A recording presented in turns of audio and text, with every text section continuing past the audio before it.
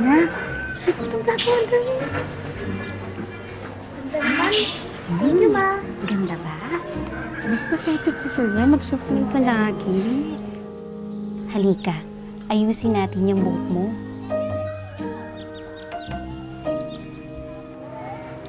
Oh, bis ka na dyan na nakasa.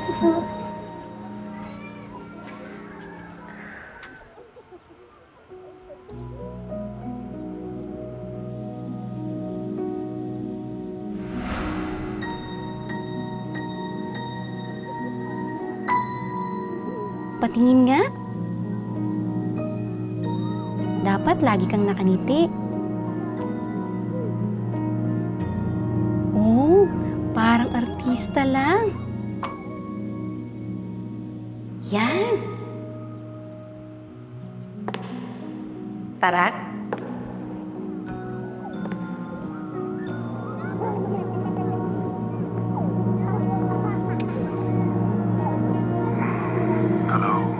O anak, hubarin mo na yung suot mong damit.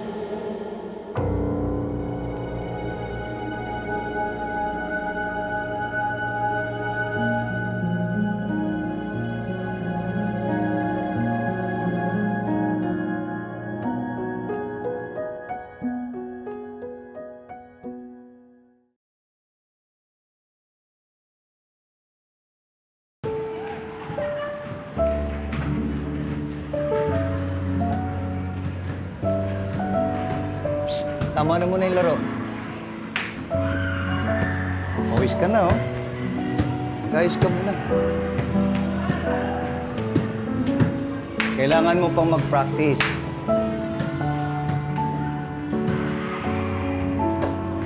Naalala mo pa ba yung tinuro ko sa'yo? Salo! Yan, ganyan.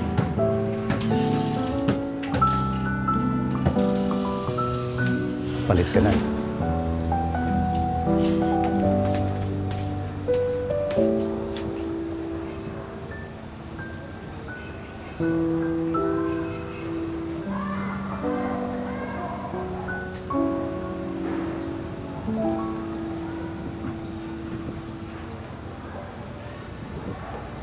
Tatandaan ba yung turo ko sa'yo? Opo.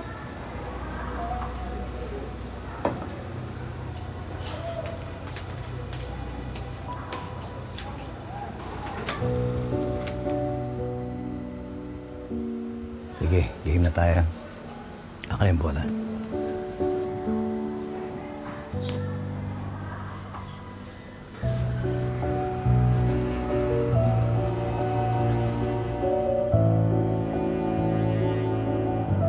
Hello. Oh. Para lang kayo naglalaro.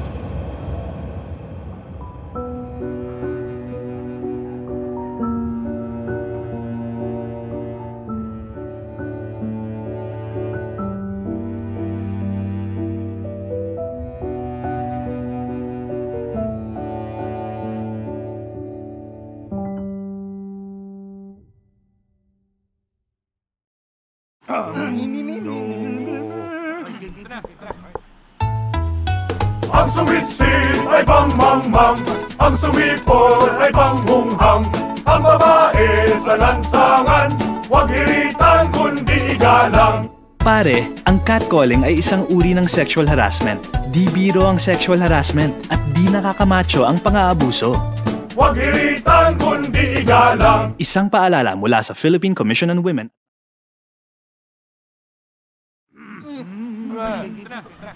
Chong chong chong chong pasipol-sipol, mga manong sa labas, magpigil at gumalang. Kaya ikaw, sara bibig, kundi maganda ang lalabas. Pare, ang catcalling ay isang uri ng sexual harassment. Di biro ang sexual harassment at di nakakamacho ang pang-aabuso. Kaya ikaw, sara bibig, kundi maganda ang lalabas. Isang paalala mula sa Philippine Commission on Women. Hello? Ikaw na naman? Grabe, pangatlo na to ngayong araw. Ayoko. Wala akong pakialam kahit pa once-in-a-lifetime opportunity to para kumuha ng Soccer 3000 vacuum cleaner. Kung pwede, tigilan mo ng pamimilit sa akin. Ang sexual harassment ay isang uri ng bullying na may bantang manakit at manakot ng isang tao. Kasama rito ang pagsasabi ng sexual na biro, komento o kilos laban sa isang tao. Pagkakalat ng sexual na chismis, personal man, text o online. Pagsusulat ng bastos na mensahe tungkol sa iba sa mga banyo o pampublikong lugar. Pagpapakita sa iba ng mga malalaswang larawan o video. Paghawak, pangdadakma, panghihimas ng sadya sa sexual na paraan. Paghingi ng hubad na picture ng isang tao, lalaki man o babae. Panghubad ng damit ng iba, at ang sadyang pagdikit ng sarili sa iba sa sexual na paraan. Kung nakakaranas ng harassment, huwag mong sisihin ang sarili. Ang pag-iisip na hiling yon ng isang tao dahil sa ginawa niya, sinabi o dahil sa suot niya ay mali at hindi tinatanggap. Madalas na nakakatulong na simulan sa pagsasabi sa taong nanghaharas na tumigil. Ipaalam mo sa kanya na hindi okay sa'yo ang ginagawa niya.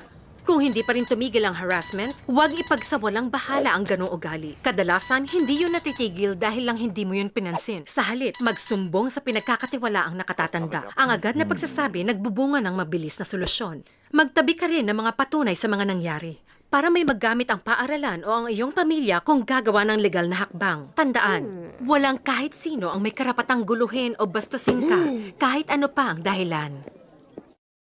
Hanggang sa ulitin, huwag kalimutang bisitahin ako sa amaze.org o sa YouTube channel ko para manood pa. Kita-kits!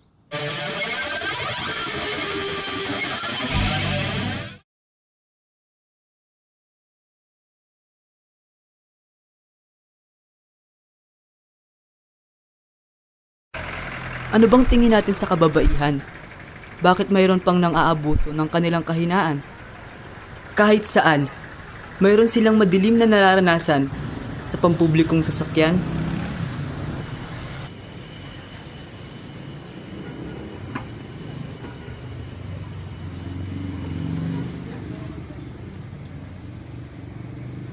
Gusto yun ng bayad?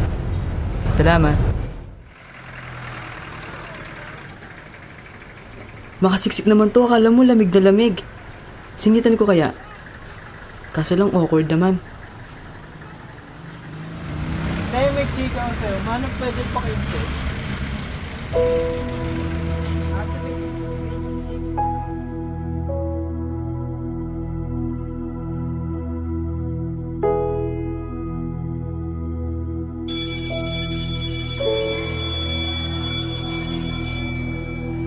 Sa loob ng paaralan,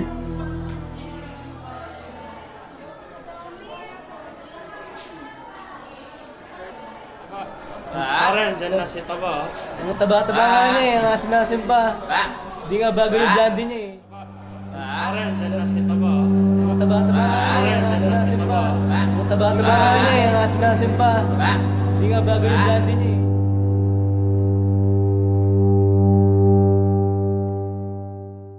Miss, okay ka lang?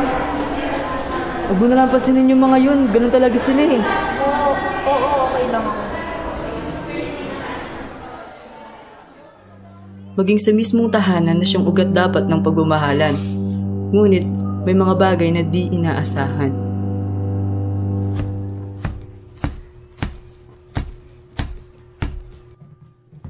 Lecheng buhay to. Ako na nga'y nagluluto. Ako pa'y nagtatrabaho. Ako pa'y nagpapaaral. Nakikinig ka ba? Hoy, ikaw! Ang dami mo sinasabi. Nakalimutan mo yatang ako pa rin yung lalaki sa bahay na to. Ikaw nga ang lalaki. Wala ka naman silbi. Matapang ka na? Lumalabang ka na? Oo! Pa! Huwag kang makialam dito. Magsama kayo.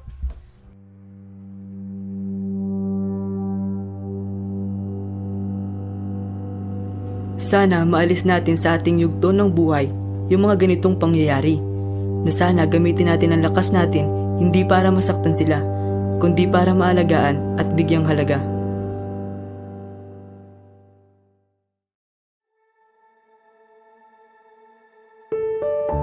Isa rin sa kailangan ay ang respeto, dahil kapwa tayo pinanganak ng ating mga ina na siyang unang babae sa ating buhay. Kaya nararapat lamang sa kanila ang mahalin at di ang saktan, kaya tayo na ang kumilos para sa kanila.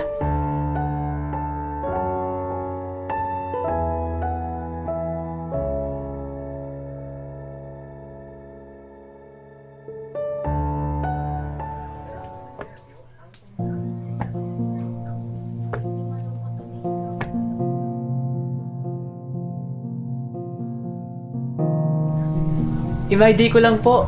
Ang cute nyo kasi eh.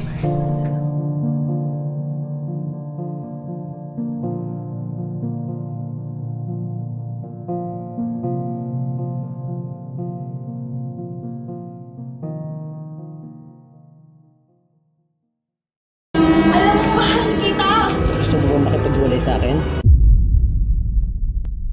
Uy, Kate! Oh, Tulala ka na naman. di ah. Ito nga, gutom lang yan. Kumain ka. Uy, hi! Hi!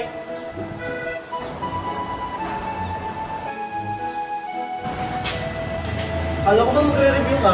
Review ka. Ba't naka-headset ka? Nakarecord kasi yung mga nililito ko para try mo. Gusto mo ba? Kate! Tayo muna.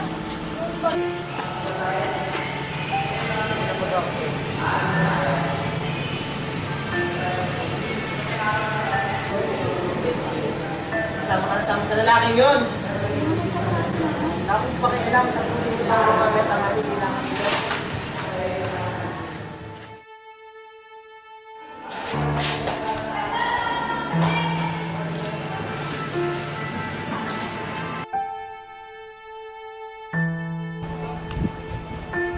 Tagal,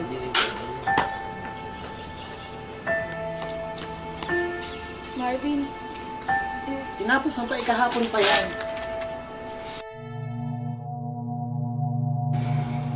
Bilang mo ako yung sino, nakaka-stress ka? masakit kasi yung puson ko, hindi kita mabibilan. Di mas mainam, bili ka na lang napkin mo ron. Kaya mapapabili ka? Hindi na. Sige, ayos na.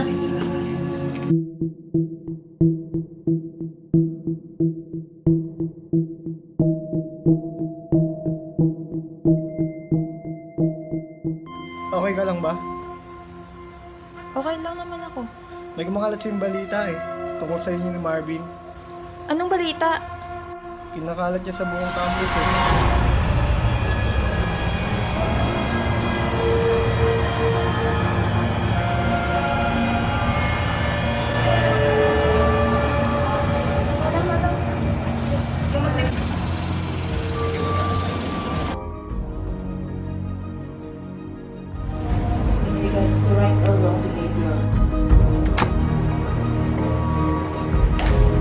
Oh, Marvin, ba't andito ka? Amoy alak ka. Ano nangyari sa mata mo? Kakakataon na natin to, Kate. Oh, ano yung ginagawa mo? Ba't tinatanggal mo yan? Hindi ka pwede maligo dito. Aray ko, Marvin, nasasaktan ako. Masasaktan ka, Kate, pag nanlaban ka. Huwag ngayon, please. May tamang panahon para dyan. Bakit ka ba kasi tumatanggi? Tayong dalawa lang naman nandito, di ba?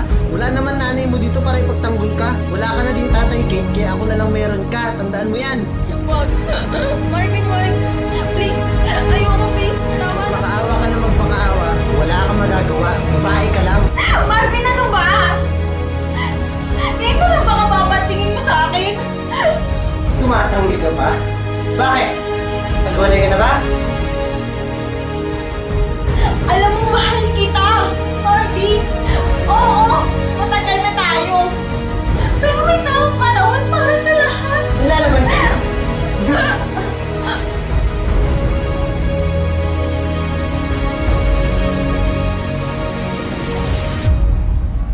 Di ba may klase ka? Nagagalit ka ba? Wala ka nang tinira sa akin kahihiyan. Kahihiyan? Hindi mo alam? Tanga ka ba? Marvin, ayoko na. Maghiwalay na tayo.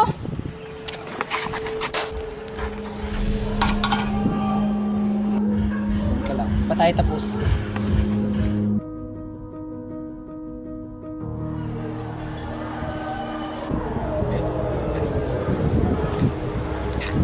Ah, gano'n. Tutulungan niyo ako?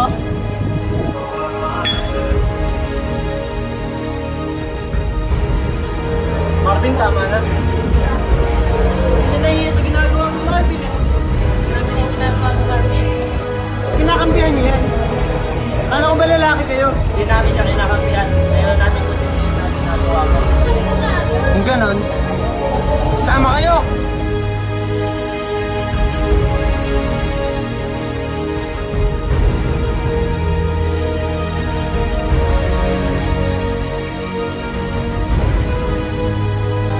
Alvin, ituloy mo lang yan! Hindi lang kahit sa abutin mo sa akin, papakulong din kita! Wala akong ginawa masama! Nagpahal lang ako!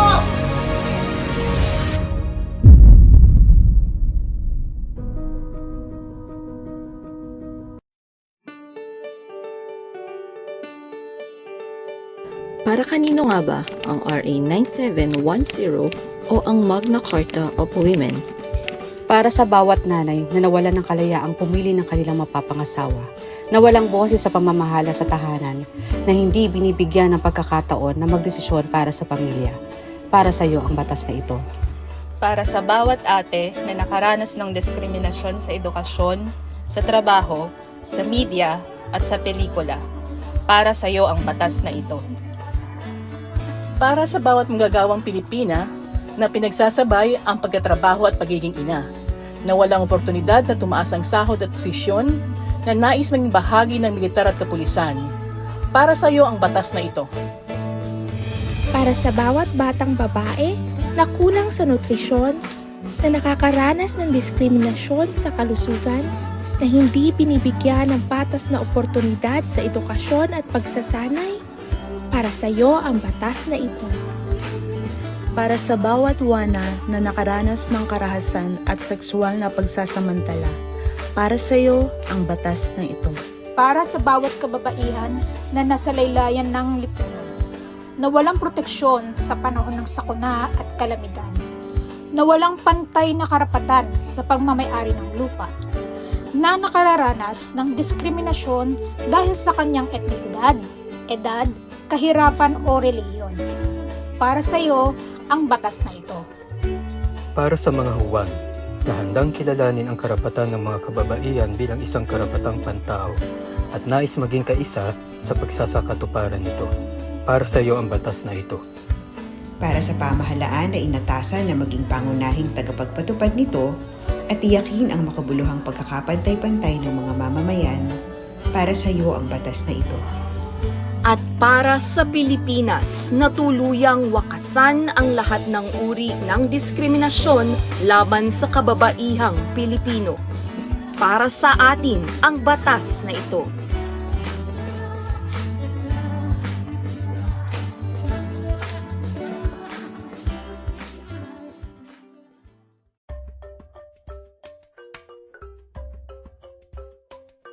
Leon, Clapper. Standby. Hello, mic test, mic. Okay na yung mic? Yes.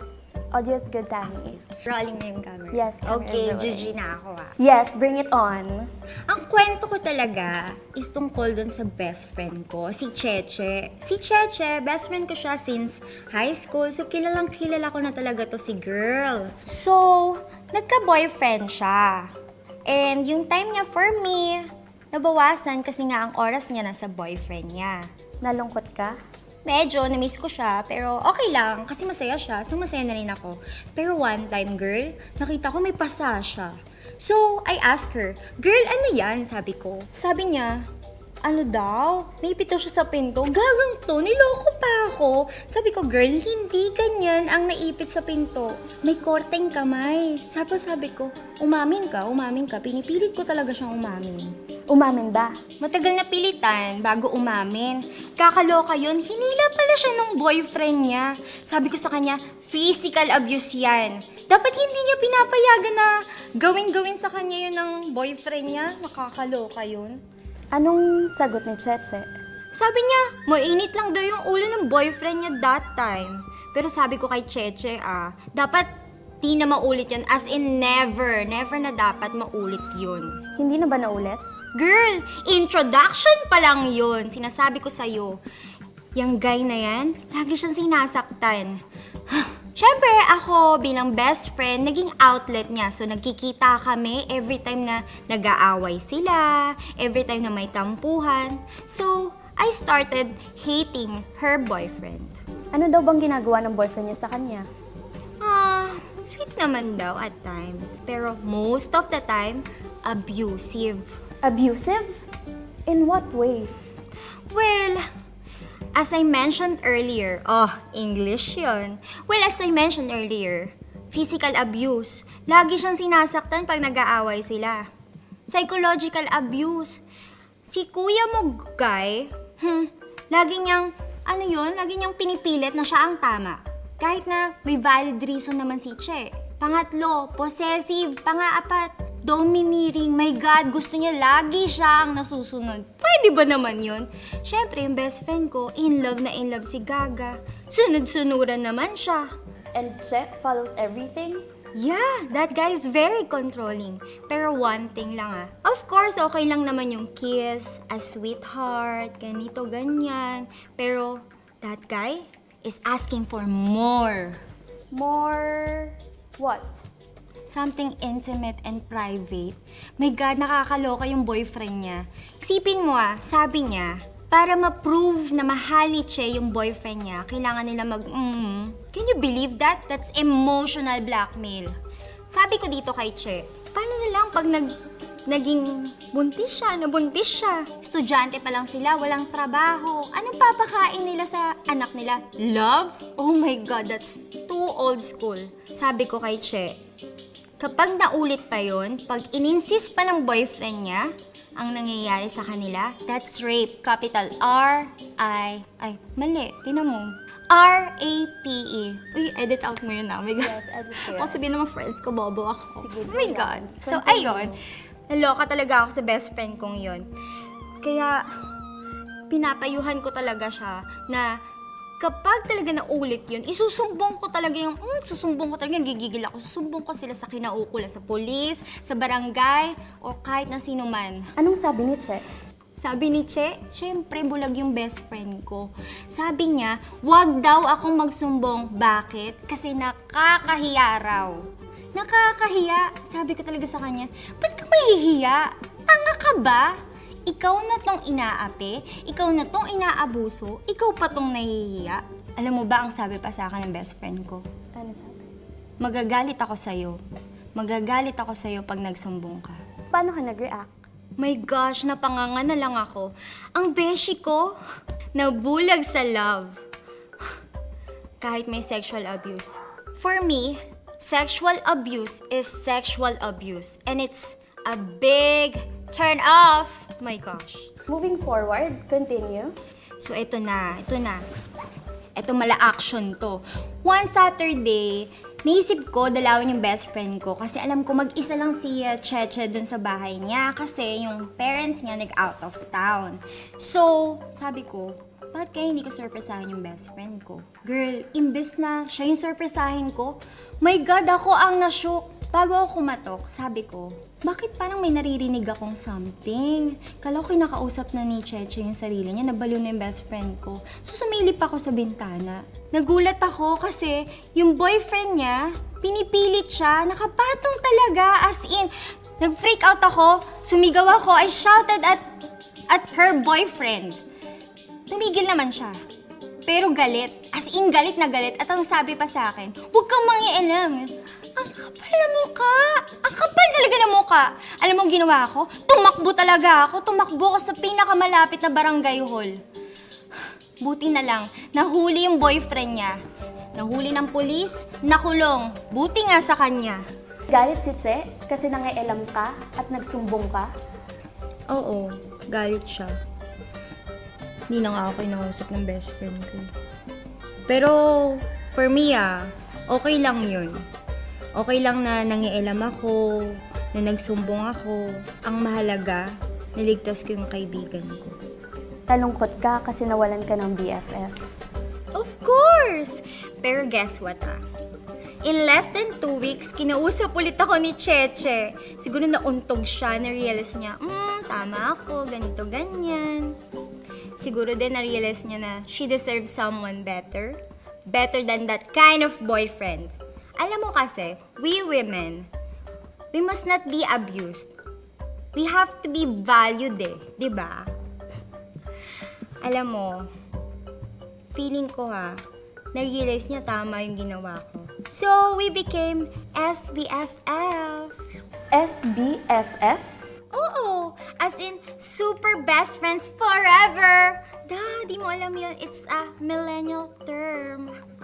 Actually, papunta na nga siya dito. I'm so excited kasi magpa-party kami, pajama party. Like, chips and movies.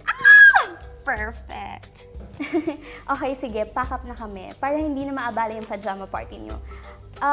Do you have any advices to share? Taray, pa-advise si ate mo, girl. Okay. Serious mood. First of all, girls, it's time to not tolerate the abuse. Stand up, di ba? Second, I think this is for all. If you know of abuses na ginagawa, okay lang mangialam at magsumbong. Really, promise. Better that way kesa hintayin pa natin maging worst. Di ba? Better to help than sorry. At lastly, sa mga girls na inaabuso, to be honest, mas kailangan nila ng tulong. As in, kasi minsan hindi lang nila ma-admit or hindi lang nila alam kung paano. Sabi nga nila, queens fix each other's crown. Diba? Perfect. And thank you. Beautiful advices. Thank you so much, Tammy. No Thank you problemo. so much. Yes, it's a big help. Thank you. Thank you. Super helpful na. Pagtapos niya na, edit mo yung mga pangit ko. Walang Share ko problema. yan. Papakita ko pa sa'yo. Perfect. Thank you.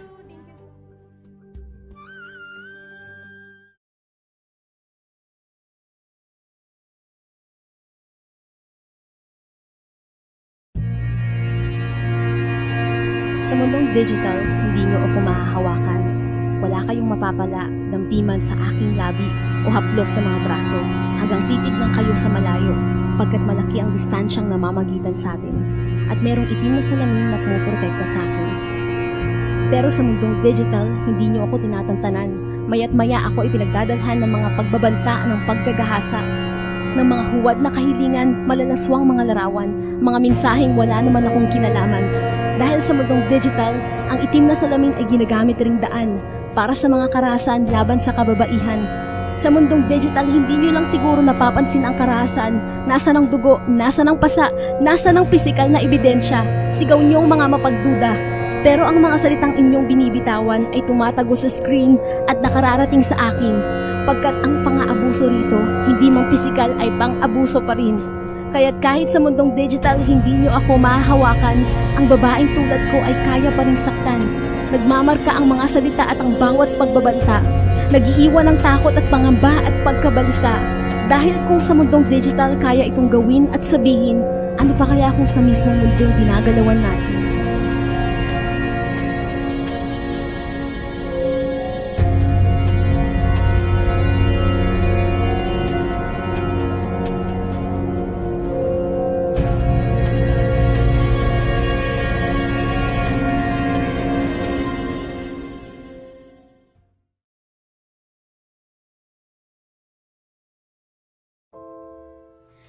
Halos ialay mo ang bituin at araw, mapasagot mo lang ako para maging tayo, ako at ikaw. Sa 5 taon nating pag-iibigan, puro kaligayahan lang at tawanan. Nagkakatampuhan ngunit nagbabati, hindi hahayaang magkagalit bago matapos ang gabi. Sinabi ko sa sarili ko, siya na talaga at kumpirmadong ikaw na nga nung kinuha mo ang aking kamay at ako ay niyaya. Lumuhod ka at kinuha mo ang singsing, tinanong mo ako ng, "Will you marry me?" Ang sagot ko, oo naman, bakit hindi? Nauwi tayo sa kasalan at nagbunga ito ng 3 magagandang supling. Sabi ko sa sarili ko, kayo na ang buhay ko at wala na talaga akong ibang may hiling. Pero bakit parang bigla akong nakulong sa isang masamang panaginip? Para akong kinakabog, unti-unti kang nagbago hanggang napansin ko na hindi na ikaw ang lalaking minahal ko. Anong nangyari sa'yo? Anong nangyari sa atin? Bakit parang lumipad na tila bula ang iyong mga pangako? Isang gabi umuwi kang lasing at galit. Isinigaw mo, Walang iyong buhay to. Hindi to ang buhay na ginusto ko. tinanong kita, mahal, anong problema? Ngunit sinagot ako ng kamao mo na nag-iwan ng marka hindi lamang sa mukha ko kundi lalo't higit sa puso ko. 1, 2, 3, hindi ko na nabilang kung ilang sampalang inabot ko sa'yo. Ngunit wala na akong lakas para umiwas o lumaban. Sabi ko sa sarili ko, baka pagod ka lang. Baka pagising mo bukas, babalik ka rin sa normal. Pero mahal, bakit habang dumarami ang bukas, lalo kang lumalala? Pati si Bunso, hindi mo na rin pinalampas. Sabi ko, tama na, pero parang lalo mong pinakita ang iyong lakas. At doon sa sulok, ako'y ibinasiwas. Sa gitna ng sakit at pag-aalala, napasigaw ako, tama na, iiwan na kita. Bigla kang kumalma, tila natauhan, nag-sorry at sa akin nagmakaawa. Akala ko doon na magtatapos ang bangungot ko. Umasa akong babalik na tayo sa dati pero mali ako ng tansya. Mali na sa'yo ay nagtiwala pa. Hindi na kita matimpla, halos ituring mo akong magnanakaw kung magbilang ka kung saan ko dinadala ang sahod mo. Talo ko pa ang pulubing nagmamakaawa para magbigay ka ng pangtustos sa araw-araw na pangangailangan ng mga anak mo. May mga gabi para kang maamong tupa. Pero hindi ko maintindihan kung bakit sinisikmuraan mo ako para lang sumiping sa'yo kahit pagod na, hindi lang ang katawan kundi pati ang puso at isip ko. Para akong nahulog sa isang balon ng walang hanggang kadiliman. Noong minsang naglakas loob akong tumanggi at ang sabi mo sa akin, sa panganay ka natin gaganti. Bakit, mahal? Anong kasalanan ko? Anong kasalanan namin ng mga anak mo? Hanggang kailan ako magtitiis? Hanggang kailan ko kakayanin ang intindihin ka? Tulungan ninyo ako. Kailan ko makikita ang liwanag sa buhay ko?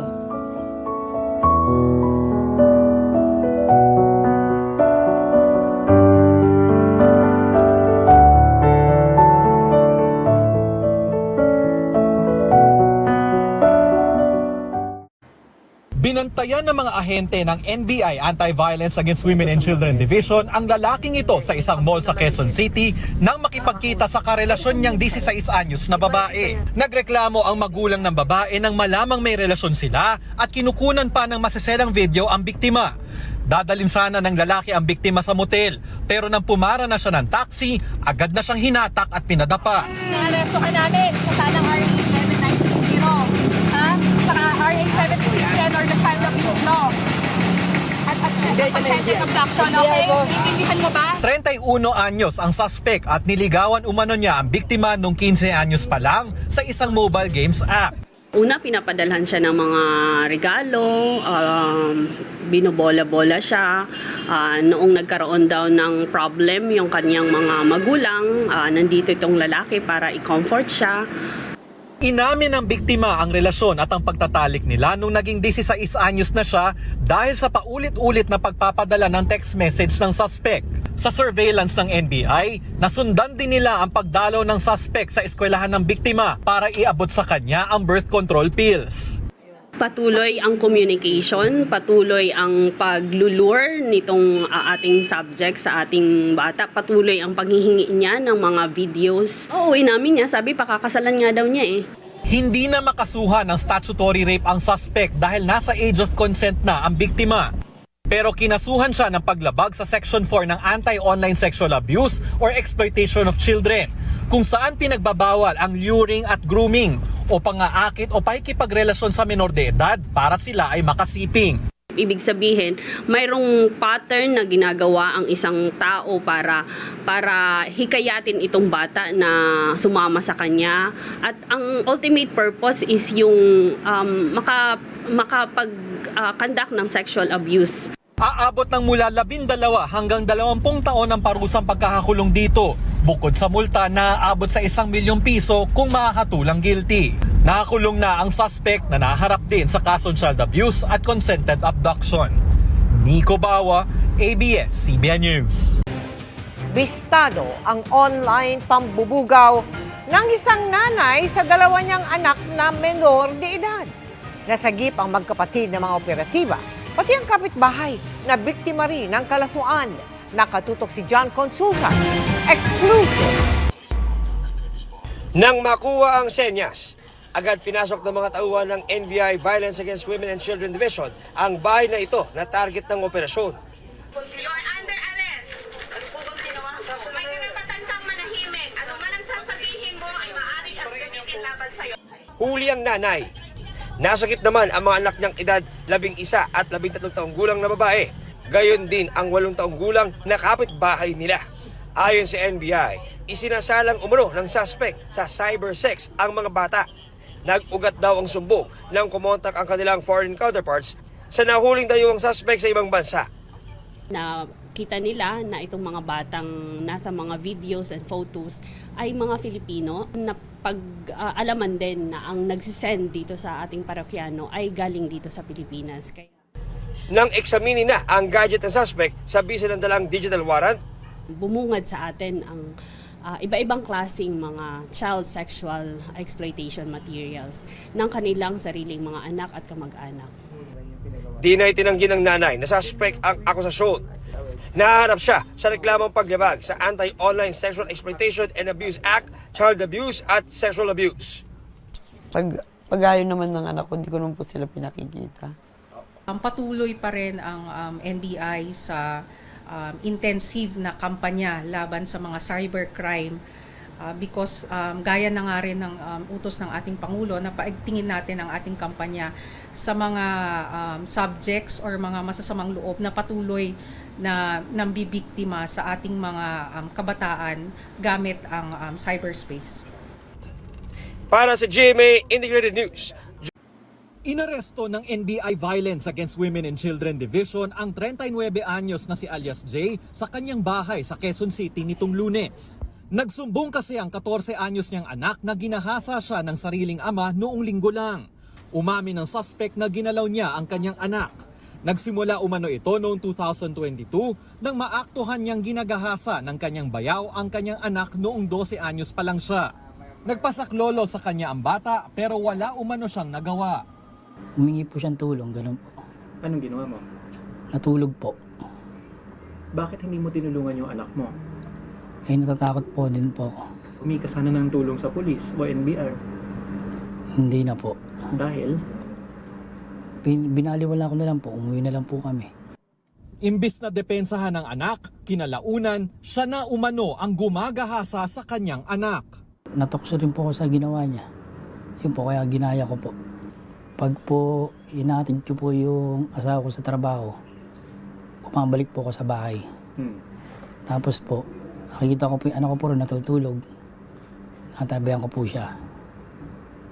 Yun po, sinisipingan ko po siya, gano'n. Sumbong ng biktima, umabot ng 2 taon ang panggagahasa sa kanya ng ama. Meron ka pa daw girlfriend na bukod sa asawa mo at meron ka pang boyfriend din. Apa. So, ganun kadami ang karelasyon mo?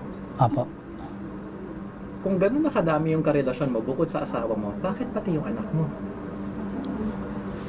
Yan nga po, natokso din po. Natokso lang po kasi ako. Gano'ng kadalas mo ginahasa yung anak mo? A day po. Every day? Apa. Araw-araw? Apa. Nagkwento ang biktima sa kaibigan niya sa simbahan at agad silang nag-report sa NBI. Agad namang isinalang sa medical check-up ang biktima.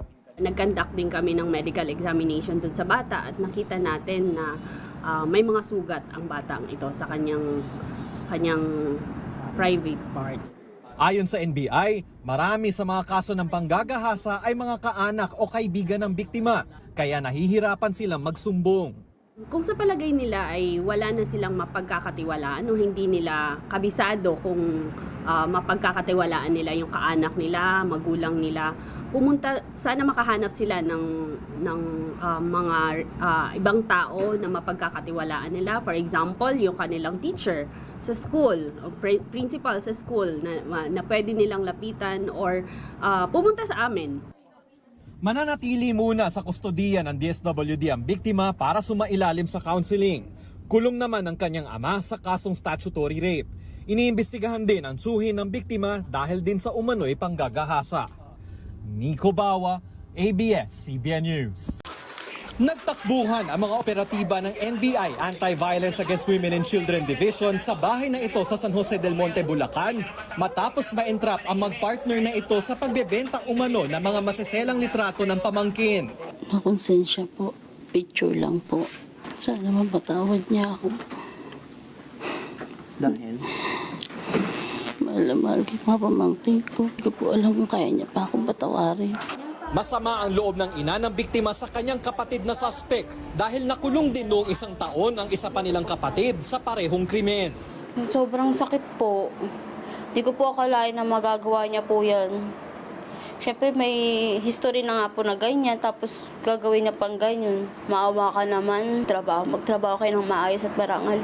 Pero nagulat ang mga NBI agent nang biglang nagkwento ang 8 anyos na biktima. Pinapaliwanag po namin na inaaresto po namin kayong dalawa. Pati ang sarili niyang ina ay kasabwat umano sa krimen, kaya pati siya ay inaresto. Bakit naman po ako papayag ng gano'n kung gano'n po yung gagawin, di ba? Dapat po protektahan natin ating mga anak, di ba? Sinasabi mo, nag-iimbento yung anak mo. Hindi ko po alam. Natunton ang mga suspect matapos mahuli sa Amerika ang bumili ng mga maselang litrato at video. Ayon sa NBI, pangkaraniwan ang ginagawang negosyo ng magkakaanak ang pang-aabuso ng mga bata. Nagiging problema ito, nagiging pattern to sa mga investigasyon na nagagawa namin, na despite na nahuhuli na yung isang kamag-anak, the following year may mahuhuli na naman na kamag-anak. Hindi sila nadadala. Dinala na sa DSWD ang biktima at pati ang dalawa niyang kapatid. Kulong naman ang magkapatid sa kasong human trafficking at online sexual abuse. Nico Bawa, ABS-CBN News. Nakuna ng CCTV ang pagpasok at paglabas sa isang motorsiklo sa kayang isang lalaki at babae sa isang motel sa Bulacan. Sinundan sila ng mga tauhan ng National Bureau of Investigation at pagdating sa highway, inaresto na ang lalaki sa kasong statutory rape. Ito'y dahil ang sakay pala niya ay ang 16 anyos niyang anak na babae. Dumulog sa amin ang isang ina na ang sabi niya ay ginawang karelasyon ng ama ng kanyang anak, ang kanyang anak. Ayon sa ina ng biktima, sanggol pa lang ang anak nilang si alias Ana na maghiwalay silang mag-asawa. Nitong Setyembre na nakaraang taon lang, nakilala ng anak ang ama. Anya, pinapayagan niya magkita ang mag-ama. Pero nagulat umano siya sa sumbong ng kinakasama ng dating asawa na kakaiba na ang relasyon ng mag-ama. Yung ka-live-in partner nitong tatay ay nirecord niya yung mga voice conversation nung tatay tsaka bata. At nakita doon kung paano inaakit nung tatay ang bata, paano nagsasabi ng mga malalaswang salita para maakit yung bata. At nakita namin na medyo na brainwash nung tatay ang bata. Depensa ng suspect, nahulog ang loob niya sa anak. Nagkagusto ko sa anak ko. Higit pa sa pagiging anak. Bakit anak mo, yung naisip mo gawan ito? Hindi na lang ibang babae sa labas. Natukso na rin ako kasi sobrang sweet nga namin. Sobrang close namin sa isa't isa. Nagpagkaroon ng point na hindi ko rin napigilan na sarili ko. Ayon naman kay Alias Ana, hindi niya maipaliwanag ang naramdaman para sa ama. Complex love siya. Hindi ko siya magawang ipaliwanag. Pero alam ko sa sarili ko na may pagmamahal ako sa kanya more than sa pagiging tatay ko. Hindi ko rin siya maintindihan. Hindi ko alam kung bakit nararamdaman ko yun para sa kanya. Dahil menor de edad ang biktima, kinasuhan ng statutory rape ang suspect. Paliwanag ng isang eksperto, maaaring namanipula ng suspect ang anak. Not as a father, nakita niya as a stranger, tapos na-attract siya, parang ganun. Tapos mas lumalim yung relasyon nila nung nagkasabihan sila ng nararamdaman sa isa't isa, naka-form ng attachment, no? Na-fill in yung void of love, 'di ba? Yung affection that she needs, kasi yung father figure na hinahanap niya. Tapos namanipula nga siya. Payo niya sa mga kabataang may mga katanungan o nalilito sa sitwasyon sa kanilang pamilya, maaari silang makipag-usap sa kanilang guidance counselor sa kanilang paaralan o iba pang eksperto. Bukas din ang tanggapan ng NBI Violence Against Women and Children Division. Nire-rekomenda ng clinical psychologist at ilang eksperto na dumaan sa psychotherapy sessions at psychological intervention ng bata para maintindihan kung anong totoong nangyari sa kanya at makarecover sa kanyang trauma. Zian Ambrosio, ABS-CBN News.